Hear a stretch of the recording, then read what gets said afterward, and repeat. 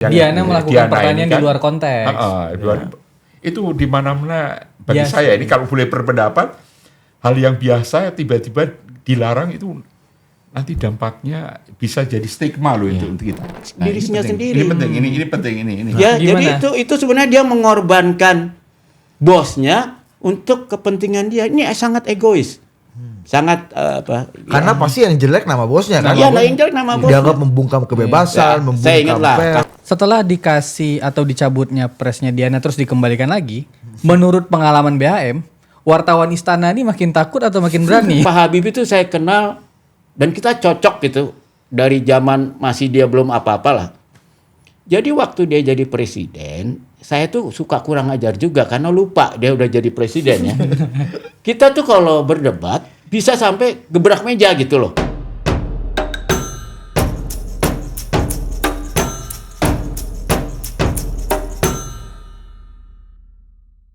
Dan waktu 98 Mas Osdar di Mesir ketika Jakarta lagi membara juga itu topik utamanya kan Mas, waktu Presiden Soeharto lagi KTT di Mesir kan? Iya. Waktu Mei 98 ya. Oh iya itu ya memang waktu itu memang kalau itu memang sedikit saya agak mimpi kali ya karena saya agak ngantuk.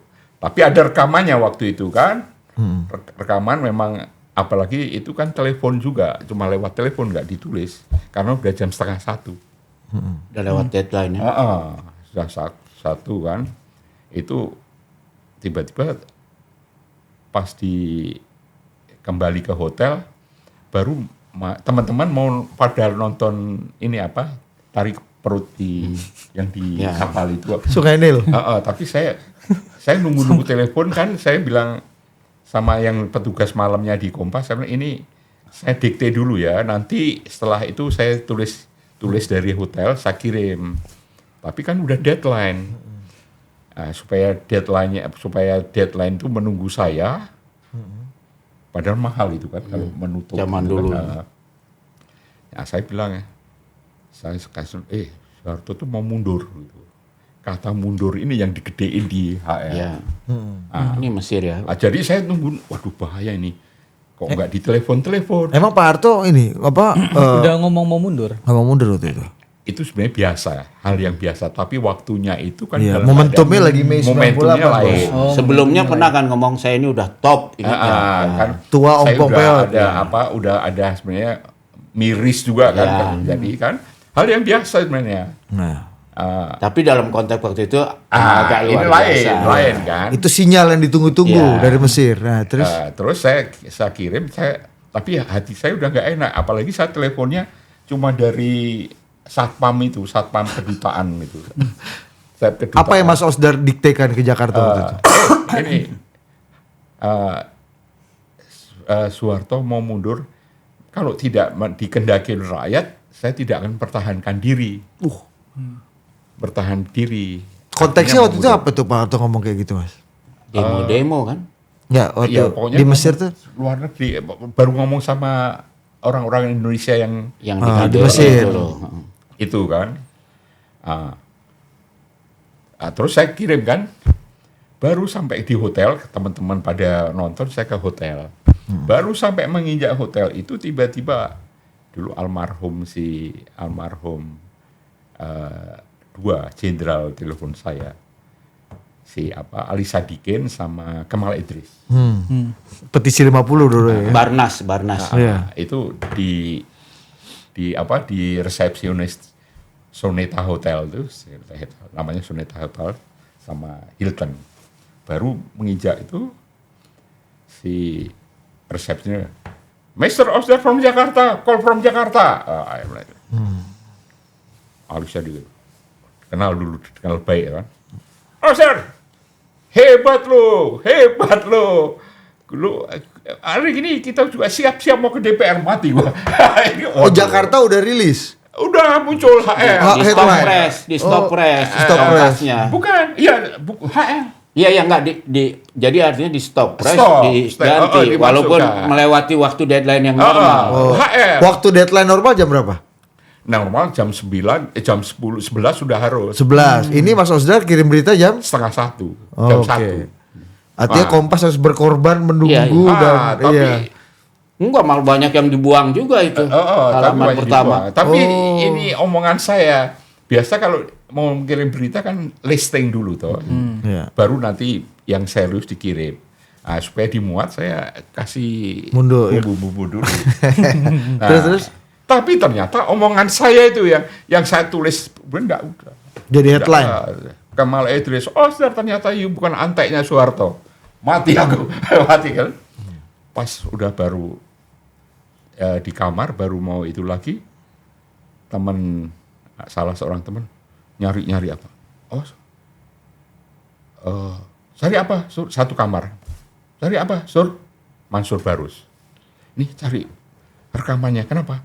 Pak Harto mau tanya, apakah dia ngomong begitu apa yang yang ditulis di Kompas itu betul nggak? Gitu. Karena cuma Kompas yang nulis itu. Cuma saya waktu itu cuma saya. Oke. Dia Waduh, gawat ini gimana? Wah, saya harus siap-siap ini kan saya. Wah kalau begitu saya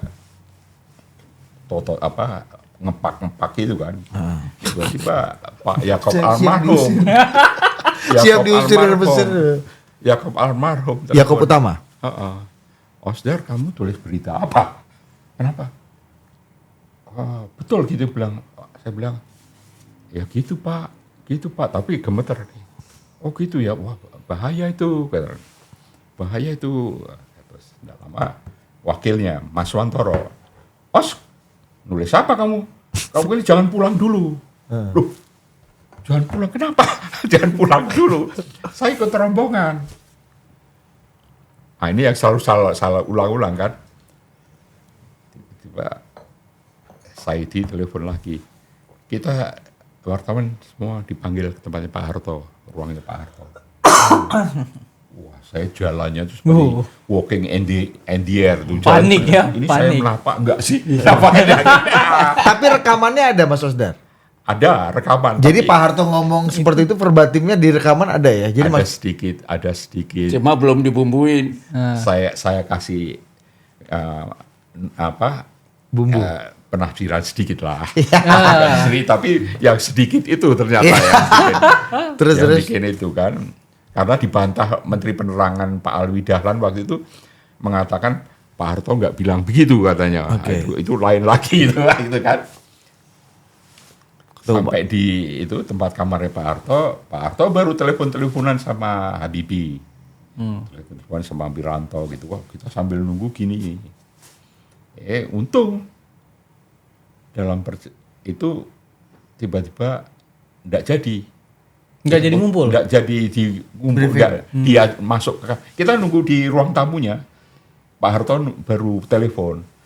Habis telepon Pak Lates bilang enggak jadi. Enggak jadi. Terus teman-teman lain bilang, itu Pak, itu karena beritanya Osdar. Wah, saya digituin kan gini kan. tersangka Gini, ya. lagi di Mesir pula kan nggak bisa kabur kemana-mana. Kita turun di lobi hotel tuh, waduh, bule-bule itu, wartawan bule-bule yang jago-jago dari Amerika tuh udah nyari-nyari, where is Mr. Osdar? Ada salah satu dari Inggris apa? Yang Inggris apa? BBC. Reuters atau BBC. BBC kalau tidak salah. Cewek itu. Where is Mr. Osdar? Saya bilang, over there. Padahal saya over there. Padahal saya ditanya, wah ini bahaya. Apalagi ada teman saya yang di Mesir, udah tinggal di sini aja. Nanti Osdar bisa ngajar bahasa Indonesia di Al-Azhar. Edan ini. Nah, ini soal di luar konteks ya. Waktu itu KTT G15 kan. 15 itu pas di sini kerusuhan ada penembakan di Sakti itu kan. Iya. Nah, sebelum kau jumpa pers akhir KTT 15 itu selesai, kita dikumpulkan Menlu Pak Latas. Kita tanya, Pak, nanti kalau pers internasional tanya tentang tragedi Trisakti gimana? Oh, itu di luar konteks. Kita sudah mendapat jaminan dari Hosni Mubarak sebagai tuan rumah tidak akan dibicarakan di di jumpa pers ini karena itu kita akan bicara hanya hasil KTT-nya itu. Ya. Tapi dalam KTT itu di deal KTT itu Madeleine Albright dari Menlu Amerika itu udah ngomong soal HAM Ya, penembakan ini. Tapi Alatas bilang nggak akan diomongin nanti dalam jumpa pers. Tapi dalam jumpa pers itu ada itu wartawan wah itu saya ingat karena apa? Wartawan itinya itu nggak tahu dari mana cantik. Itu ingatan yang Pasti penting ingat, itu. pakai Bikin rok pendek. Mini. orang pendek itu. Jadi saya lihat itu, saya ingat sekali omongannya kan. Tanya tentang Penembakan Trisakti. gimana gitu kan. Kan padahal terus Hosni Mubarak tanya sendiri pada yang dari Indonesia. Berarti dikasih kesempatan kan? Ke Presiden Soeharto. Enggak. Presiden Soeharto enggak hadir. Oh, iya. Katanya diwakili oleh Menlu. Iya. Oh, Ali Alatas. Tanya itu. Wah. Pak Alatas juga jawabnya seadanya kan. Sebenarnya saya nggak mau jawab karena ini kan di luar konteks kita. Tapi Hosni Mubarak tetap tenang-tenang aja, nggak mau menanggapi apa yang dikatakan itu hanya untuk contoh bahwa hal yang biasa di luar konteks itu hal yang biasa bagi kita kan. Nah ini ini kan juga dianggap di luar konteks kedatangan kan kemarin yang Diana melakukan Diana pertanyaan ini kan, di luar konteks. Itu di mana-mana bagi Biasa. saya ini kalau boleh berpendapat hal yang biasa tiba-tiba dilarang itu nanti dampaknya bisa jadi stigma loh untuk kita. Pertanyaan Diana itu justru bagi saya itu membantu seharusnya kan. Pencabutan itu bisa menjadi stigma menurut saya. Stigma gimana, Mas? Stigma terus wah Indonesia tuh kebebasan pers Ya. terberangus. Itu sih Gimana, kalau BHM? saya menunjukkan bahwa biro pers di istana tuh belum berpengalaman, masih hijau, masih nggak ngerti ya. Masa ini kan orang-orang lama yang sudah ada sejak zaman Mas Osdar di Saya sana. cerita ini saya pernah ya kejadian Pak Prabowo sama Bang Luhut tahu banget yang namanya Jenderal Benny Murdani itu bagaimana nggak seremnya kita semua ya kan, dilirik aja udah pada takut dulu wartawan. Satu hari dia menyambut kedatangan Panglima dari Thailand. Ya. Dan di Halim, nah kita wartawan datang. Udah di brief sama Kapus Pen. Waktu itu ada yang soal sensitif karena Indonesia waktu itu Ya. dekat dengan Vietnam. Pada waktu itu kan masih perang Kamboja tuh. Dan waktu perang Kamboja itu kan Thailand semua kan mendukung si rejimnya Kamboja itu si siapa? Lonol Donald, ya. Ya, sementara Indonesia udah dari awal kan jadi interlokutor dengan Vietnam. Oh, ini zaman Pol Pot dong yang kemudian digulingkan lagi oleh ribut Pol Pot. gitu. Ya. Nah, waktu itu kan dari semua ASEAN yang punya hubungan baik tuh Indonesia sama Vietnam. Nah, sebetulnya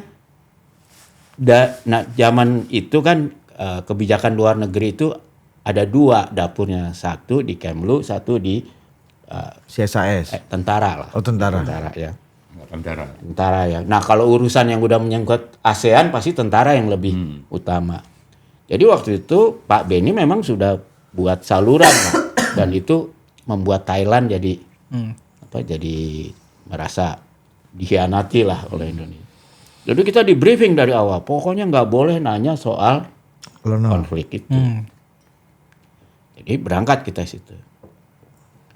Begitu ada Pak Benny ketemu ngobrol, aku tanya. Jadi Ke Pak aku Benny? tanya ke Pak Benny. Wah, Pak Benny marah, aku diketok sama tongkat komandonya itu, jidatku itu. Kamu nih ketok gitu kan. Wartawan itu pada kabur. Kabur, Pak. Kabur. Jadi Jimmy ini wartawan kemas Jimmy Luhu 5. Dia langsung itu pergi deh. Yang kurang ajar tuh aku kan memang karena ini misi berbahaya, aku nggak sendirian, ada almarhum wartawan Tempo juga yang rada gokil namanya Lukman. Nah dia tahu tuh si Lukman. Kenapa kita bawa? Karena Lukman nih orang yang jago mencairkan suasana. Oh. Dia kayak Wahyu Muryadi lah, lah. kayak Wahyu Muryadi ya. Ada gayanya beda. Begitu aku diketok gitu, tok. Yang lain pada kabur. Si Lukman malah nanya gini, wah Pak Beni, itu si Bambang dah nggak mandi berhari-hari nih. Karena takut ketokan Pak Beni Hilang. jadi hilang nih. Oh ini kan berharga sekali ketokan Pak Beni. Pak Beni langsung luluh dia. Ah kamu bisa aja katanya. Oh, nggak jadi marah. Nggak jadi marah. Padahal yang namanya, loh, bayang di tentara kan, yang namanya Kapuspen apa kan udah Ketakutan juga. ketakutan banget kan. Selesai itu persoalan. Dan bisa di-quote. Ya, Enggak ya? kita muat. Ya kan dia suasananya udah Cair. kan. Wah. Jadi maksud saya, di zaman Pak Beni aja yang keras kayak gitu, nggak dicabut tuh ini aku apa? Ya, tapi kan BHM nggak punya press juga kan, masuk karena udah Iya, kena tapi kan pampres. kalau udah di Kapuspen tuh Udah masuk, wah, bayangin lagi lebih serem lagi dari masuk ke istana ya kan. Mas, tapi apa yang membuat menurut Mas Bambang ya, apa yang ada di kepalanya Biro Pers waktu itu? Baik Pak Yusuf atau mungkin Bu Erlin itu sampai akhirnya memerintahkan atau melakukan pencabutan itu. Maksudnya Apa pertimbangannya? apa pertimbangannya? Saya- Suasana kan Pak Prabowo saya tentu pernah nggak lebih menakutkan dibanding Jenderal Beni. Letkol Teddy kan juga nggak lebih menakutkan dibanding Jenderal Beni gitu misalnya kan pada waktu itu kan. Ya kalau menurut saya sih gini ya, memang di dalam birokrasi, apalagi birokrasi militer, itu bawahan pasti takut dimarahin atasan. Sehingga kalau atasan tuh kasih perintah, dikasih kelonggaran 8 gitu. Ya. Nah, di bawahnya jadi 7. Nanti kalau banyak lagi ke bawah jadi 3 bisa gitu loh. Karena mereka cari safety kan. Ya. Dan kalau orang yang belum pengalaman, dia tuh kadang-kadang belum ngerti tindakan represif yang dia lakukan itu justru akan membuat bosnya makin jelek. Gitu. Berdampak buruk. Iya, berdampak buruk. Iya, Dia itu menunjukkan kehijauan lah. Gitu. Saya rasa benar. Ini Iya. poin Iya. penting. Ibarat umur belum dewasa. Iya, belum akil balik kalau istilahnya. Dan itu wajar lah untuk orang yang belum pengalaman mengambil keputusan yang kejeblok seperti itu ya. Karena saya ingat zaman kalau dia sudah mateng, paling dipanggil lah. Iya kan? Ngomong-ngomong. Dia omongin ya. Diketok.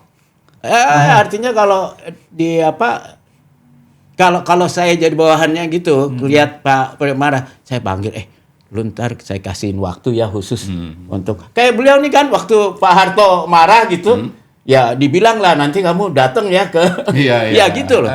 Karena Ada seringkali dialog, Pak, jadi kita bisa melindungi dia juga gitu loh, ya kan? Kan saya bisa bilang, wah Pak kami tadi dilarang, tapi kan ini penting buat saya kan, saya tahu Bapak nggak apa-apa, jadi umbang-umbang dikit lah, biasa. Jadi menurut saya yang begini justru yang bisa membuat pejabat publik tuh jatuh. Jadi anak buah yang terlalu protektif.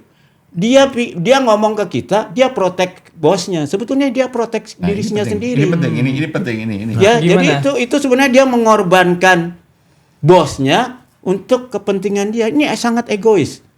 Sangat Karena pasti yang jelek nama bosnya kan. Iya, yang jelek nama bosnya. Dianggap membungkam kebebasan, membungkam saya ingat lah pers. kasus belum lama ini kan juga kasus. Ingat gak waktu kasus undang-undang pilkada itu? Kan ternyata presiden malah bilang jangan kan? Ya, shut down, dicabut ya. ya. Itu kan artinya apa? Anak buah ini pengen pengamanan berlebihan. Atau kemarin lah ribut kan? Ada yang gara-gara huru-hara ini ada yang mengajukan undang-undang darurat militer. Saya sih kalau berpikir niat baik ya mungkin dia ngerasa wah udah rusuh gini, kita harus ngamanin keadaan, paling aman nggak paling aman. Tapi itu menunjukkan dia masih hijau. Dia nggak ngerti yang begini tuh justru akan menjatuhkan presiden. BHM, saya juga mau tanya nih BHM.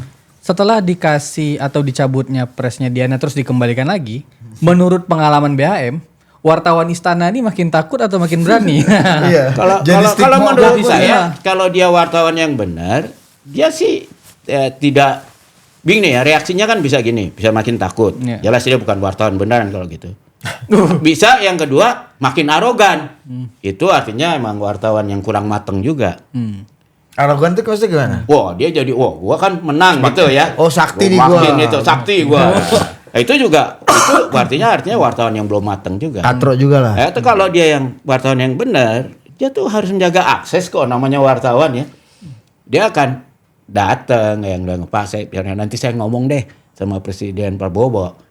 Anda sudah melarang karena begini-begini. Pokoknya ngomong baik lah tentang si orang ini. Iya. Saya mengulangi itu kalau Iya. saya itu Iya, saya pasti ulang ya. dengan bahasanya, kenapa dia enggak yang bersangkutan diajak bicara? Iya. Ini kan enggak. Menurut informasi ini enggak. Iya. Tiba-tiba udah di Iya.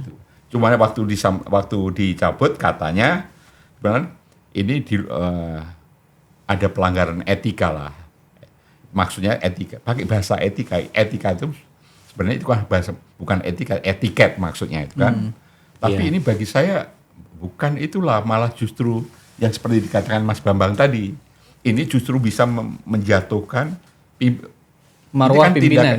ini situasinya seperti kecil, tapi ini kan suatu aksi yang Iya. katakan overacting. Iya. Ya?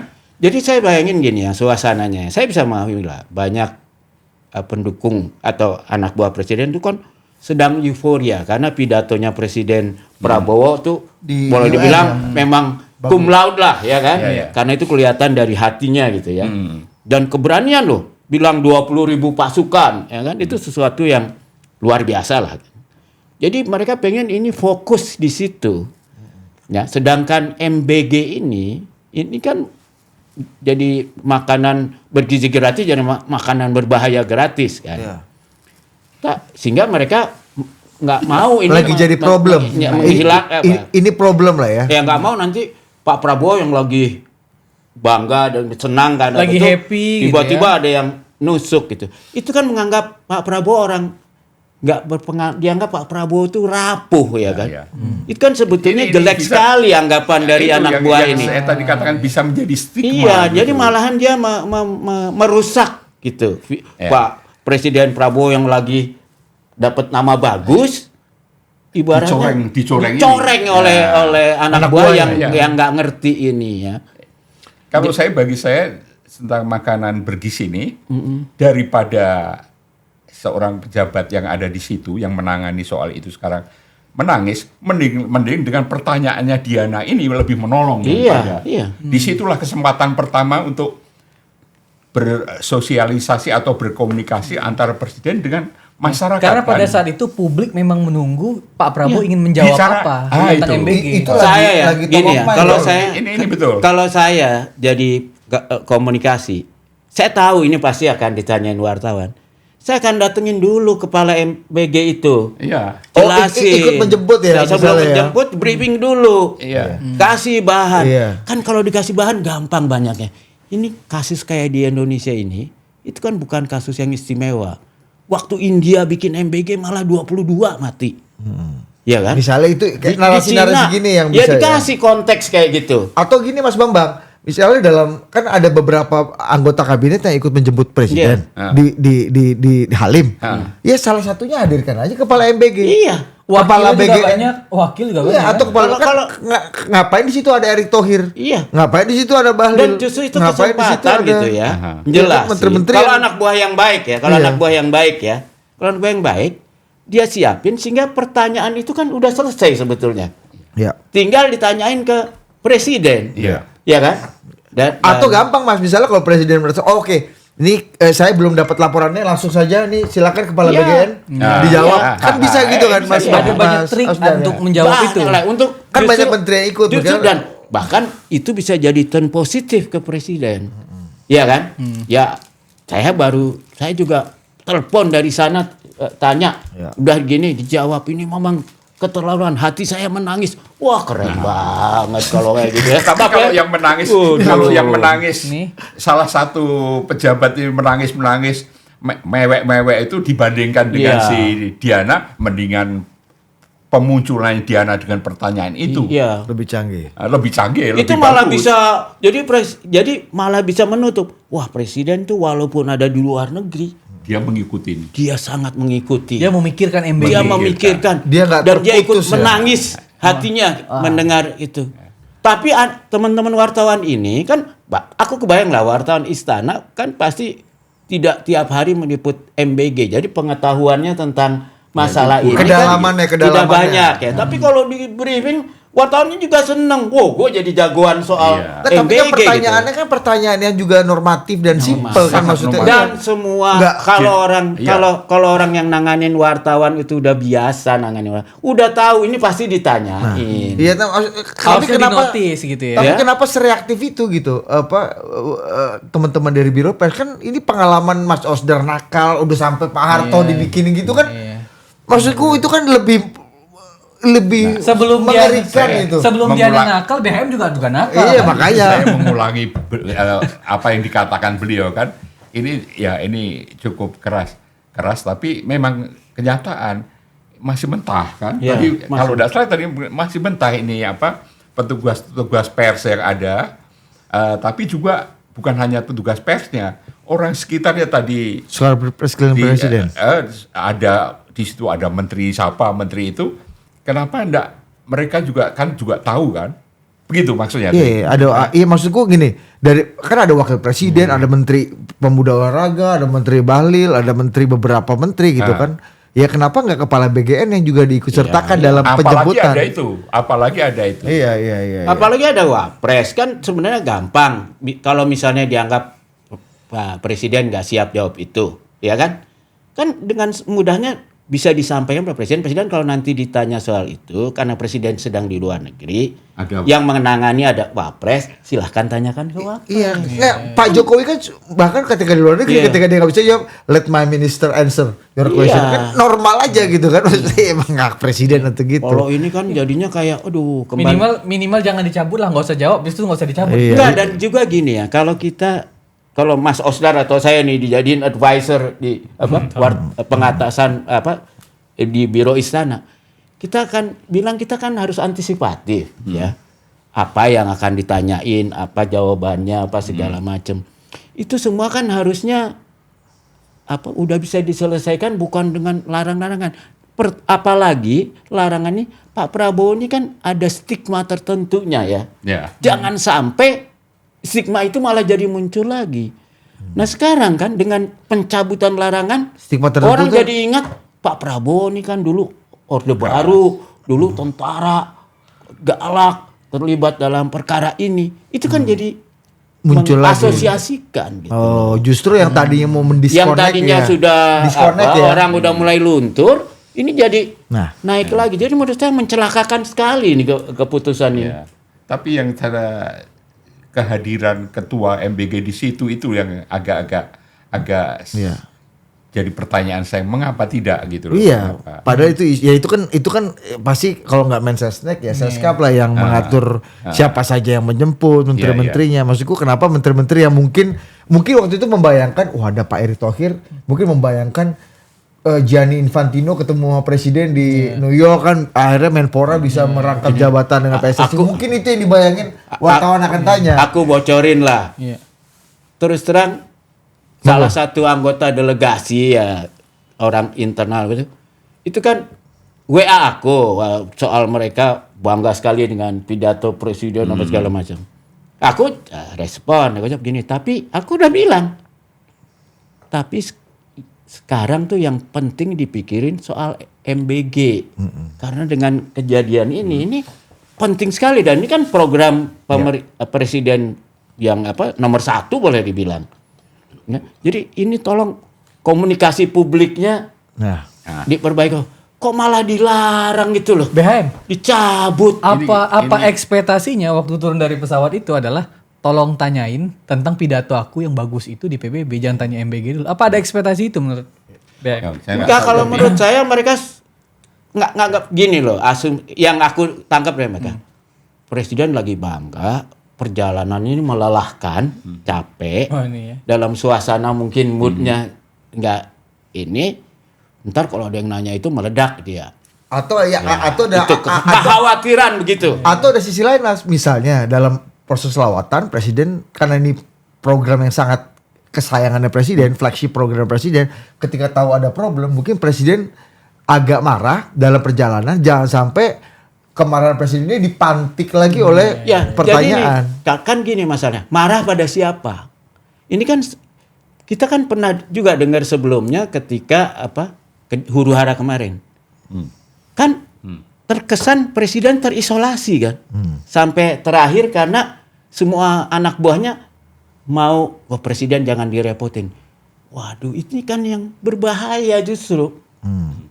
Mungkin kalau Presiden Prabowo itu dilaporin sejak awal dengan benar, mungkin Afan Kurniawan masih hidup loh sekarang. Karena Presiden selama ini yang saya lihat tuh betul-betul berusaha membalikkan stigma negatif zaman dulunya, kebalikan kan. Bayangin Presiden Prabowo, orang-orang yang dulu menghukum dia, yang dulu zolimi dia, sama dia kan dipeluk lagi. Orang yang dia culik diangkat jadi jabatan. Jadi kalau kita lihat ininya presiden ini sudah berubah gitu loh ya, sudah ingin membangun image baru. Tapi anak buahnya nih untuk melindungi diri mereka sendiri dari dimarahin bos, ya itu akhirnya membuat presidennya buruk. Oh iya, Ya bahaya. Jadi ini sebenarnya egois. Atas nama melindungi presiden sebenarnya melindungi Diri sendiri sebenarnya kan itu kan jahat sekali maksud saya. Gimana Mas itu Osdar? justru saya kasih mengulangi lagi itu justru akan yang menimbulkan ini untuk melindungi diri sendiri. Iya. Kepentingan petugas-petugas ini kan. Gitu kan. Iya. Mungkin petugas itu ada yang baik, ada yang enggak kan. Tapi yang muncul kan bisa semua tidak baik kan. Mas, apa sih biasanya Mas ya dalam perjalanan panjang Mas Osdar jadi wartawan istana, apa sih hal-hal yang biasanya memantik kemarahan presiden gitu? Baik pertanyaan, isu, kasus atau hal-hal yang ada di lapangan yang bisa merangsang kemarahan presiden itu apa? Ada cerita-cerita nggak Mas? Misalnya, apa gitu misalnya? Kalau kemarahan Kalau Pak SBY waktu itu ada orang tidur dia marah gitu. Itu, tapi hal-hal kayak apa yang bisa memantik gitu, memicu presiden itu jadi moodnya jelek atau marah. Pernah Pak SBY itu marah waktu itu di Indonesia banyak kritik ya menjelang kedua itu pas perjalanan ke Hawaii itu beliau marah karena situasi Menteri Olahraga waktu itu dipanggil KPK kan waktu itu, panggil KPK atau mau diganti juga kan Menteri Andi Malarangin. Itu udah masuk periode kedua dong. Udah periode kedua kan, itu ada itu kan. Terus pemberitaan juga muncul autopilot segala itu kan udah saat itu kan banyak sekali autopilot gitu kan. Nah, ini berita-berita luar. Nah, sehingga waktu di luar negeri beliau di jumpa pers dia bilang saudara lihat di luar negeri saya dihormati, bahkan dieluk-elukan, diapresiasi. Tapi kenapa di dalam negeri dibilang autopilot kayak terus bahkan dikasih kerbau sekali itu kan. Kerbau itu agak keluar itu. Nah, ini ada anekdot sedikit dari saya. Nah, kadang-kadang itu dihilangkan dengan mudah. Saya waktu itu dapat waktu itu masih zaman BBM. BBM kan dulu. Nah, memang kebetulan ada BBM mengatakan itu lagu Pak SBY waktu kan sering ngarang lagu kan. Ngarang lagu, kemudian ada yang ngirim kepada saya, itu lagunya Pak SBY bagus sekali ya, bagus sekali. Nah, saya bilang waktu itu kan, Pak, tidak betul kalau Bapak di luar negeri itu, di dalam negeri itu jelek, dikata jelek. Ini ada yang memuji nih. Saya belum bilang itu yang dipuji lagunya itu, langsung beliau terima kasih sekali. Nggak tahu ini saya kayak tentang biasanya marah atau tidak saya nggak tahu. Tapi Ya, tapi ini ya, saya setuju sama beliau ya. Kita ini sebagai wartawan yang udah senior ya, mungkin juga karena kelamaan di Orde Baru juga ya. Kami tuh berpandangan, kita tuh mau narasumber menyampaikan kebenaran. Ya, bukan asal quote. Kalau orang marah, itu kadang-kadang malahan bukan kebenaran yang muncul gitu loh. Itu tersinggung langsung Reaktif. defensif. Kalau defensif kan bukan kebenaran yang muncul kan. Meskipun itu yang bombastis, itu yang Ya, dibaca orang. cuman memang ya mungkin karena kami wartawan cetak, memang terganggu munculnya wartawan TV yang bagi kita orang cetak ini agak kesombongan intelektual juga. Kita nganggap orang TV ini Nggak kurang cerdas. nggak mau lihat konteks. Yang penting ada kutipan yang makin dramatis, makin masuk bahwa itu bukan kebenaran tuh kayaknya jadi nggak penting gitu loh. Iya, karena soundbite TV itu Nggak, kan soundbite ya, TV itu betul. penting. Jadi kalau kita kan beda modusnya. Kalau kita tahu ini pertanyaan sensitif, kita biasanya cari jalan supaya dia justru menjelaskan, bukan marah gitu loh. Kalau Ya TV beda, marah Kalau ada. marah dia makin news. senang. Makanya gitu. kita senang banget dulu liputan di Balai Kota waktu zaman Ahok, Bos. Iya. Iya. Kita Ahok ini terus pemantik-pemantik kecil aja bisa bikin marah. Itu kan bagus tuh. iya. Dan apalagi sekarang Strategi sekarang kita online tuh. juga itu kan, algoritmanya makin dramatis, makin. Tapi itu kan sebetulnya bukan menyampaikan yang kita anggap tugas kita gitu. Kalau zaman Bu Mega, Mas Bambang kan juga lama sama Bu Mega. Apa yang bikin, atau Gus Dur lah, yang bisa memantik Bu Mega atau Gus Dur marah tuh apa, Mas? Kalau zaman Gus Dur saya ingat, sampai bahkan Yeni lama marah Mas Ade. Ketika dia mau dekrit, ya kita kan walaupun kita temannya Gus Dur sebagai wartawan, ya kita nggak mau dong jadi otoriter. Ya dekrit itu kan kayak dekrit 5 Juli kembali jadi otoriter presiden. Jadi kan kita melawan terus lah gitu. Nah tapi ya itu sama pengalamannya. Dengan Gus Durnya nggak ada masalah. Orang dekatnya yang marah-marah ke kita kan. Ya, cuman karena tapi kalau situ sih soal gampang. Orang-orang yang marah ya selama kita komunikasi dengan akses pada Gus Durnya tetap jalan, ada. Kalau Bu Mega tuh gini, kalau Mega tuh dia tuh nggak nyaman untuk kasih konferensi ke apa-apa ya. Dia tuh lebih nyaman kalau dalam suasana ngobrol begitu, akhirnya kita bilang kan, oh Bu, jadi maksudnya begini, nanti boleh nggak kita kutip Ibu ngomong begini, gitu loh. Oh ya oke. Oke, jadi prosesnya persuasi masalah. ya. Tapi kan yang kita penting tuh kebenaran, kita bukan ngarang-ngarang gitu loh. Iya. Cuman apalagi ada TK lah, TK tuh membantu kita. Pak Taufik, Bahkan terima kalau kasih. zaman itu ya, kalau menurut saya itu ngalamin lah dari zaman Pak Harto, Habibie, Mega, Gus Dur, SBY ya, Jokowi saya ngalamin. Itu dari zaman Pak Harto aja itu malahan kita tuh wartawan-wartawan yang dianggap bandel-bandel kadang-kadang malah dimanfaatin oleh anak buah presiden yang takut menyampaikan ini ke nabok bosnya. nyili tangan ya, nabok nyili tangan. Iya, Ya. jadi sedangkan kita tuh dia tahu kalau dimarahin, udahlah, Namanya juga tahu wartawan. caranya lah gitu, bukan anak buah kan? Salah satu contohnya mungkin ketika BHM diminta duduk sebelah Presiden SBY untuk jelasin soal, mempertanyakan soal blue energy itu kan, itu kan pasti itu kan nggak mungkin kalau nggak diizinkan bisa duduk sebelah Presiden. Itu udah diatur zaman Ibu Mega di semua zaman. Misalnya Bu Mega jangan Bu Mega Ya, atau gimana? zaman Pak Habibie malah gila deh, karena Pak Habibie itu saya kenal dan kita cocok gitu dari zaman masih dia belum apa-apa lah. Jadi waktu dia jadi presiden, saya tuh suka kurang ajar juga karena lupa dia udah jadi presiden ya. Kita tuh kalau berdebat bisa sampai gebrak meja gitu loh. Tapi nggak apa-apa, itu udah relasi kita. Nah, Pas Pampres belum tentu terima ya, kan? Iya. jadi waktu itu saya ingat, dan Pak Habibie itu kalau udah asik ngobrol lupa dia. berjam-jam. Dan orang tuh takut ngingetin protokol karena jangan gitu kan. Hanya satu yang bisa nyetop Pak Habibie itu. Siapa? Almarhum Bu Ainun. Nah, kalau Bu Ainun udah datang ngomong, Ya bahasa Jerman, bahasa Belanda, udah selesai lah gitu.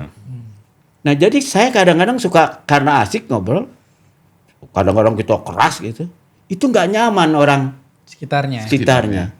Sampai saya pernah ngalamin itu komandan Pas Pampres itu perintahin anak buahnya, kalau di satu acara ada saya, itu Pas Pampres menghalangi supaya dia nggak ngelihat saya, karena dia tahu kalau Pak Habibie itu kalau lihat saya, bisa ngobrol gitu, wah bisa rame Dan gitu. nggak bisa ditahan tuh kan? Iya, jadi tapi saya karena saya kelewat sombong, saya pikir emangnya gue yang butuh gitu, aku ya cuek aja gitu loh. Tapi kalau perlu saya kan punya akses, bisa kontak langsung ya.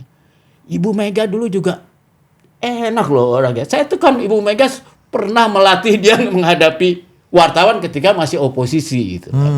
Kita kan kalau wartawan ini biasanya dekat pada saat dia lagi terzolimi. Tapi begitu makin berkuasa kita makin jauh.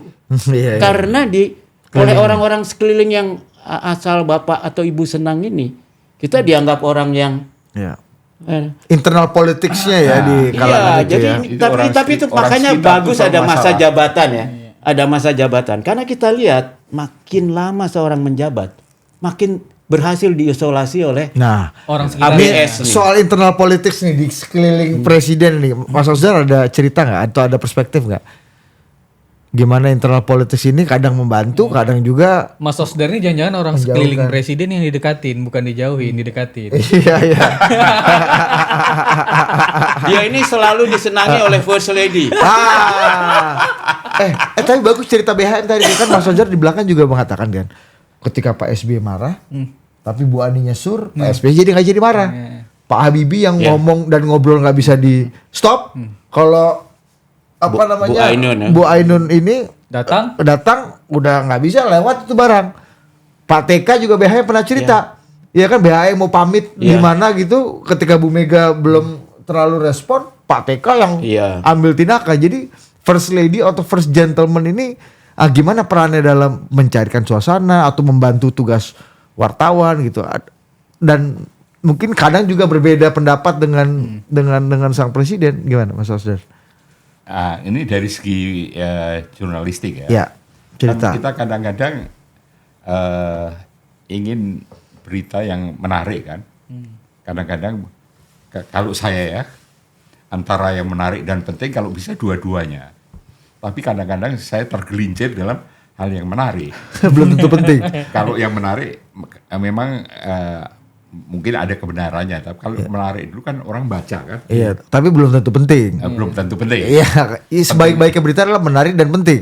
Saya terus terang saya selalu ingin, karena selama saya di zaman Pak Harto misalnya, ini pengalaman yang selalu tidak saya lupakan itu kalau setiap lewat melintasi Sudirman sama Tamrin itu kan, di Semanggi itu zaman dulu zaman Pak Harto kan ada koran-koran Kompas itu Kompas itu padahal saya kalau nulis berita Pak Harto kan cuma 10 menit 15 menit jadi HL gede. Ya. Jadi HL gede. Tapi kalau kita lihat kenyataan di itu kan di yang jual-jual koran nih, Kompas, ada Bu Mega. Saya bilang, Dek, itu kok halaman pertama dilipat ke dalam, kenapa? Pak, nggak laku ini Pak.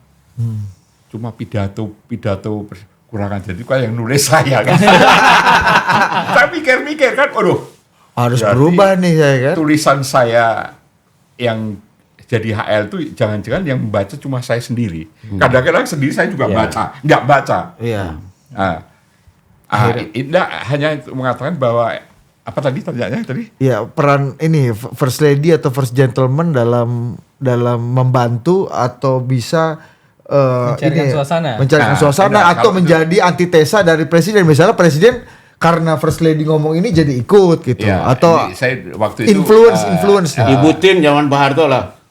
Jangan saya Pak yang baru aja kan seperti Ada takutnya juga Mas Osdar. seperti apa yang tadi saya cerita di Brasil itu kan. Masa Kompas dalam saya ikut rombongan dituliskan negara gagal.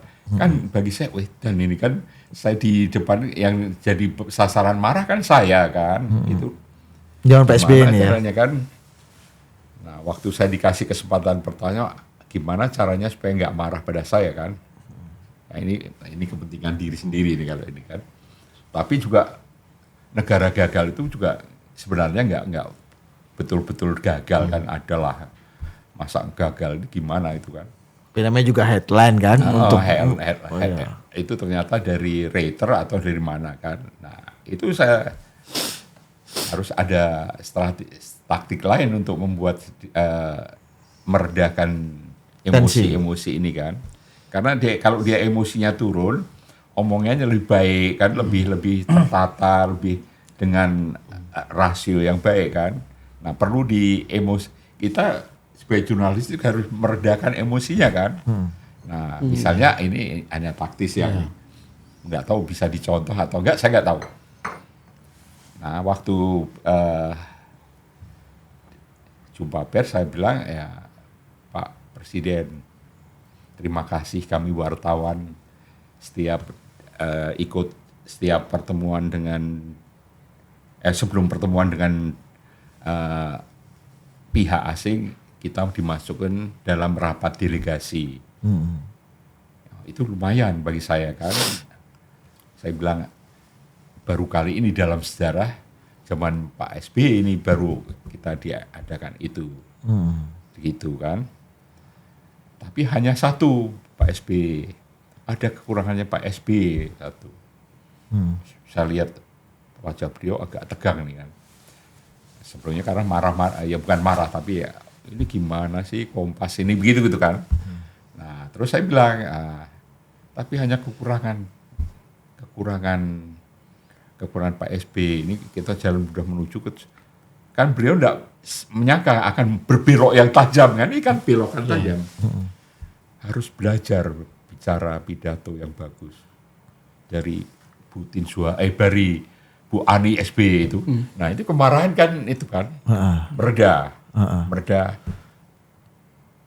terus saya masih ingat sekali itu yang kenangan yang tak lupakan. Bu Ani tiba terima kasih Pak Osdar, terima kasih. Ini kenangan yang baik bagi saya. Sur Bu Ani. Sur. Saya walaupun harus Akhirnya Pak SBY jadi nggak jadi marah? Nggak jadi marah. Atau nggak berani marah? Mungkin nggak berani. mungkin. Tapi supaya agak berimbang juga nih ya soal Pak SBY dan Bu Ani ini, saya ingat dulu yang masalah sensitif kita Presiden SBY adalah ketika KPK menahan besannya. Oh iya, Aulia Pohan. Dan Ibu Ani itu jelas marah lah, menekan banget gitu ya. Tapi kita wartawan itu menganggap ya ini ujian buat Presiden SBY ya. Dia bisa nggak dalam, kan dia dulu naiknya karena anti korupsi. Ya. Dan harus kita akui akhirnya Pak SBY membiarkan gitu ya, tidak intervensi. Kan dia bisa intervensi dengan segala penangguhan dengan segala cara ya. Jadi itu ada. Tetapi saya juga ingat kalau Pak SBY itu dulu malah memanfaatkan wartawan sebagai sumber informasi sampai ke hal-hal memilih menyusun kabinet. Jadi saya ingat satu saat itu kan Presiden SBY entah di lobi siapa mau menunjuk Sri Mulyani diberhentikan dari Menteri Keuangan jadi Gubernur BI, ingat nggak? Dan sudah ini udah hampir jadi gitu.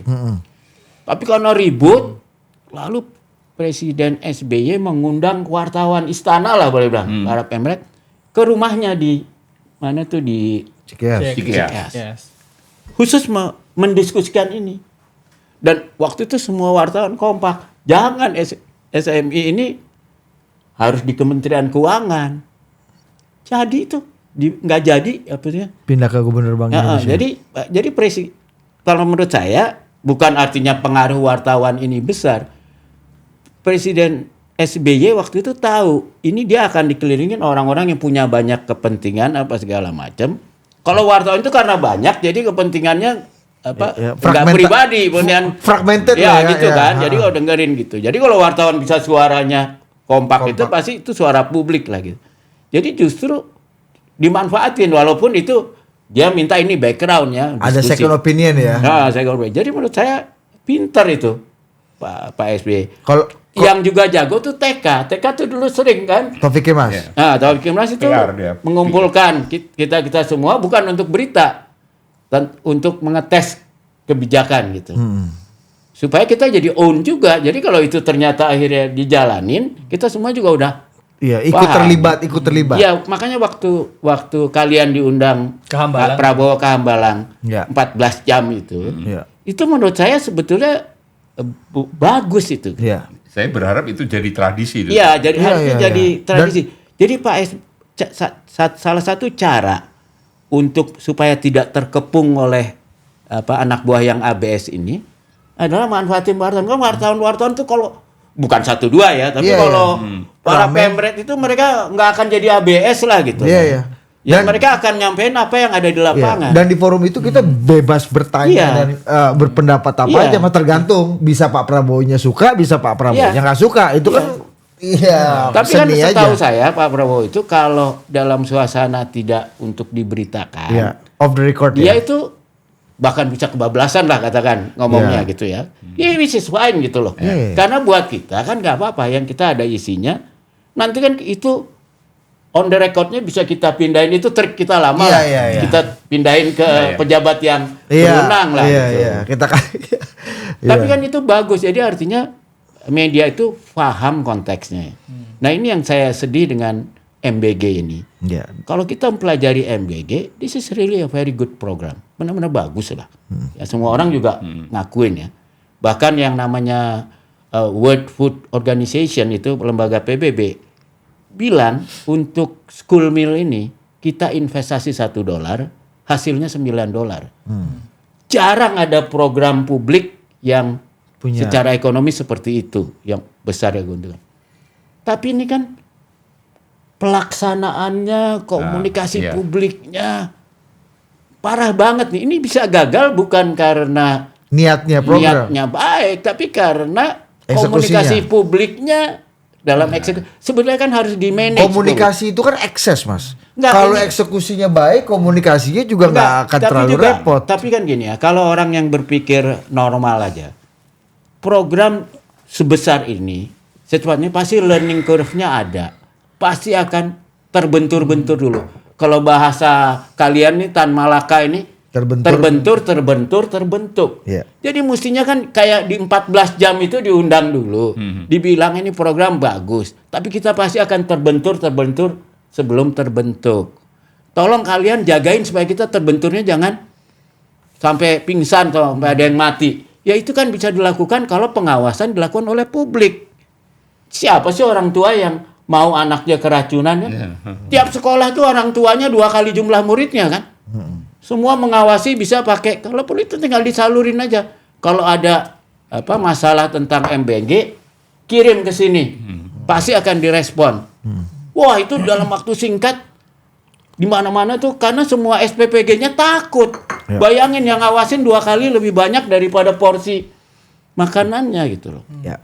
Jadi ya ini hal yang memang perlu dikritisi dan perlu dikomunikasikan bahkan ke presiden. Jadi artinya nggak usah marah-marah Biro Pers kalau ada orang mau mempertanyakan atau Iya, bagusnya bertanya soal disalurin itu. malah. Iya, iya. Ya ini baru pas kalau nggak kesannya males, dia nggak mau menanggapi. Kira-kira gitu kan. Harusnya isu MBG ini jadi perbincangan publik terus-menerus supaya jadi Iya, pengawasan. supaya kan, jadi. gitu. Nah, kalau ada perbincangan publik itu kan, kalau publik kan kalau kita lihat akan bunyi sendiri kalau dari 1 miliar ini porsi yang sudah selesai ada 5.000 yang bermasalah. Ini kan yang 1 miliar juga akan cerita gitu loh. Ya. Gua nggak bener Tapi tuh. kalau yang cerita pemerintah kan orang udah ada korban masih bela diri. bela diri gitu loh. Tapi Mas, kalau dari segi komunikasi nih, ini pertanyaan terakhir nih.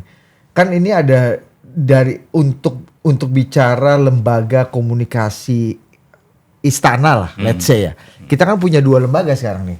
Ada Biro Pers Media dan Informasi BPMI yang selama ini ya di bawah Setpres. ada satu lagi yang sejak era Pak Jokowi terakhir dilanjutkan sampai sekarang ada namanya Kantor Komunikasi Kepresidenan yang bertransformasi jadi Bakom, Badan Komunikasi Pemerintah. Ya sama aja sebenarnya kan cuma ganti nama. Nah, perlu nggak sih melihat kayak gini misal belum tentu BPMI oke, Bakomnya juga oke, atau belum tentu apa yang dilakukan misalnya tadi oleh Biro Pers itu diotorisasi atau disetujui oleh Badan Komunikasi nih soal pencabutan itu. Belum tentu kepala Bakomnya misalnya Angga happy juga dengan perilaku Biro Pers ini kan. Kita belum tahu. Perlu nggak misalnya ya udah deh lembaga komunikasi kepresidenan ini disentralistikan saja. Jadi satu aja. Otoritasnya satu nih, either Biro Pers atau Bakom. Jadi yang atau PCO gitu yang jadi komandernya itu satu orang gitu.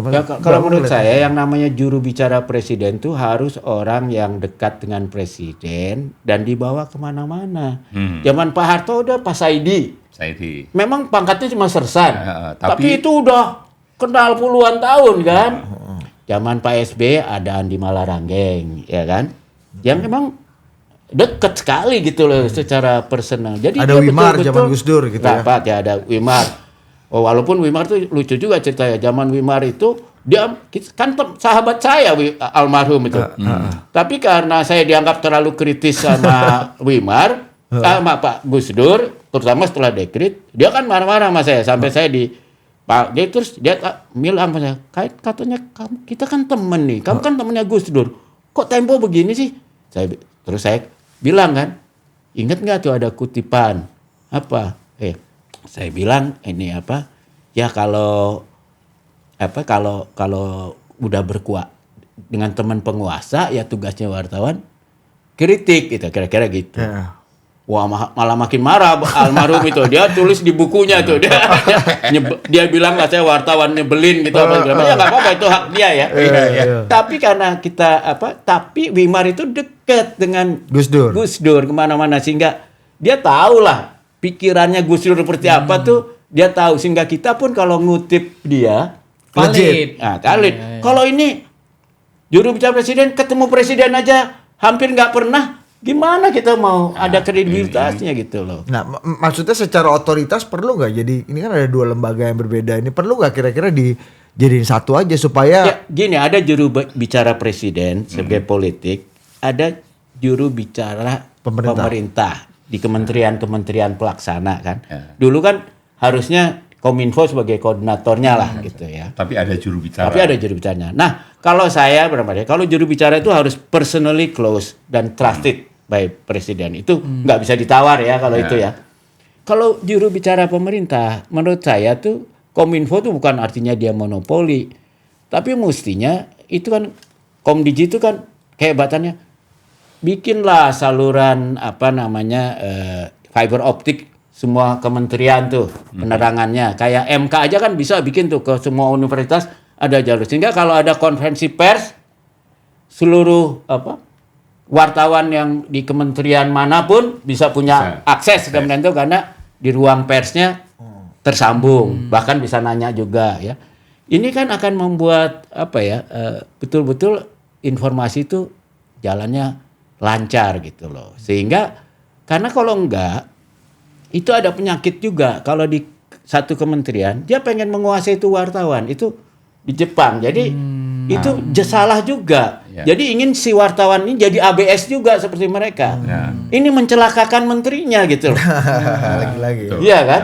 Tapi kalau ini terbuka terus ke semua kan dia nggak bisa ngontrol wartawan yang ada di mana lain. Ini menolong menterinya. Gimana Mas Osdar? Kalau saya lihat gini, kan ini Mas Bambang ini banyak kritik ya kepada itu dan kritiknya selalu memang tidak memuji kan, tapi itu penting sekali. Tidak memuji itu penting sekali karena selama ini yang saya lihat yang sekarang ya, perasaan mungkin bisa salah, kelihatannya dari kasusnya pencabutan ini adalah suatu yang keinginan untuk memberi hal yang baik-baik aja pada presiden. Yang namanya ABS tuh. Ini kan harus itu gejala ABS tuh Mas. Gejala ABS. Asal Bapak senang. Saya takutnya ini seperti dia selalu memberi madu dan gula pada presiden. Iya. Padahal kasih madu sama gula-gula ini kan bisa bikin diabetes. Ya. Diabetes bisa menimbulkan amputasi kan. Iya, seolah-olah ya. Wartawan seperti Mas Bambang ini yang selalu menyerang, itu saya mengingatkan pada pepatah ini, saya bacakan ya. Nah, apa nih? Ini nggak 100% benar kan. Ini. Kalau wartawan bilang nggak ada yang 100% benar. Iya, makanya. Ya, tapi penting seperti yang pahit-pahit itu penting. Kadang-kadang pahit daun pepaya itu kan ya menyehatkan daripada gula yang berlebihan kan, madu yang berlebihan diabetes. Kalau itu yang pahit kan kadang-kadang seperti ini. Ada peringatan ini. Pessimum inimicorum genus laudentes. Jenis musuh yang paling jahat adalah mereka yang selalu memuji kita. Itu hati-hati kalau selalu puji itu. Kadang-kadang pujian itu Racun ya. racun. Iya. Kadang itu bisa membuat diabetes dan bisa amputasi kan. Makanya Ini pepatah dari calon Romo yang pakai bahasa Latin. Iya, iya. Enggak, tapi saya mau ceritain ya. Kalau kita lihat dari sejarah seluruh gubernur di Indonesia, paling sukses kan Ali Sadikin. Tahu nggak Ali Sadikin itu? Ali Sadikin itu marah sama wartawan kalau wartawan nggak nulis kritik. Oh. Jadi kalau dia baca koran, dia lihat loh, kok nggak ada nih kritik terhadap DKI. Dia turun tuh kantornya, datang ke ruang wartawan DKI, dia marah-marah. Dia bilang, nih wartawan kalian pemalas semua nih. Kok nggak ada nih kritik terhadap DKI ini? Ya, padahal dia tuh gimana nggak baiknya sama wartawannya. Bayangin itu perumahan Cipinang Muara itu, perumahan PWI itu wartawan senior itu yang bantuin Bang Ali Ali. Kalau ada rumahnya Pak Salim Said itu iya, satu ya kan? itu Iya, Cipinang memang. tuh itu. Tapi dia tuh merasa memang kerjaan wartawan itu ngasih dia laporan, dia nganggap tuh ini dinas intelijenku yang Iya, yang jujur lah. Yang nggak gitu. bisa dikendalikan. Yang nggak bisa birokrat-birokrat di dikendalikan. bawah itu ya. Sedangkan sekarang seolah-olah bagian humas itu KPI-nya kalau wartawan bisa dipegang hanya bikin berita yang bagus, dia berhasil. Nah jangan Justru dia sampai itu malah mencelakakan bosnya. sebenarnya kan kritik juga banyak sekali, deras Iya. sekali kan. Dia tuh Jangan harusnya sampai KPI-nya bagus. Kalau kritik wartawannya tuh bermutu gitu loh. Artinya dan nggak jangan sampai akbil. apa yang terjadi pada Diana kemarin Iya. itu merugikan wajah presiden, merugikan juga kebebasan dan jangan sampai kita mundur beberapa langkah ke belakang ya. Iya. Oke. Oke. Sayang. Siap. Terima kasih banyak. Terima kasih. Ini kaya sekali nih kita hari ini nih. Mas Informasi Osdar dan cerita. BHM kalau ngasih informasi padat jelas. Tunggu. Jadi setelah dipanggil di Mesir waktu itu pulang ke Jakarta, Pak Harto marah nggak sama Anda? Tidak marah sama sekali. Yang marah-marah yang saya takutkan waktu itu Menteri Penerangannya waktu itu Pak Alwi Alwi Dahlan. Beliau. Alwi, itu saya takut karena beliau Pak Harto tidak pernah mengatakan itu. Wah, itu saya agak.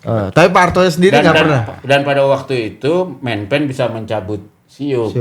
Siu. yang Itu yang Bikin Pak Yakob juga agak-agak senewan. Iya. Dirjen RTF namanya kawannya BHM, namanya Isadi SK waktu itu. Iya. Tapi Pak Alwi itu baik sih. Iya. Orangnya baik sekali. Oke, jadi artinya Mas Osdar yang memberitakan Pak Harto mau mundur aja nggak kena marah, Bos. Iya. Masa dia anak marah? Iya, itu kan. Iya, jangan Karena sampai nggak berulang lah mau ini. mundur. Mudah-mudahan belajar lah dari kejadian ini. Jadi Iya. jangan. Tapi tadi yang dikatakan tadi bahwa perlu lembaga saat ini mungkin ya, Iya. kemungkinan karena individu yang Takut dimarahin. Ya? masih takut dimarahi, belum punya improvisasi yang bagus. Ini kan kasus Diana ini kan perlu improvisasi yang tepat kan, tapi kan improvisasinya malah improvisasi yang salah kan. Nah, ini mungkin masih perlu komando satu dulu aja di dalam istana ini. Jangan dulu berpencar-pencar. Tapi saya sekarang udah lama nggak ada bergaul dengan mereka itu. Tapi kan memang ini kan baru presiden aja belum setahun kan. Ya. Jadi ini kita anggap kesalahan awak pemula lah, learning curve lah. Mudah-mudahan jadi pembelajaran lah. Ya, harusnya jadi pembelajaran. Harus menjadi pembelajaran dan tapi juga ada hikmahnya. Untung ada seorang Diana ini kan. Diana, kamu Ya. dipuji sama Iya, dua senior bagus ini. lah. Kamu dipuji Mudah-mudahan- BHM dan Mas Osdar. Iya, dan benar Diana Jarang. tetap. Gue kenal lama sama BHM sama Mas Osdar, nggak pernah gue dipuji sama mereka. Lu Udah dipuji. tapi kalau di beruntung kamu. Mahal di pujian ini. Ada kesalahan beliau satu. Kenapa beliau laki itu? Seksis. Oke, sampai Dari jumpa. Oscar itu. Sampai jumpa.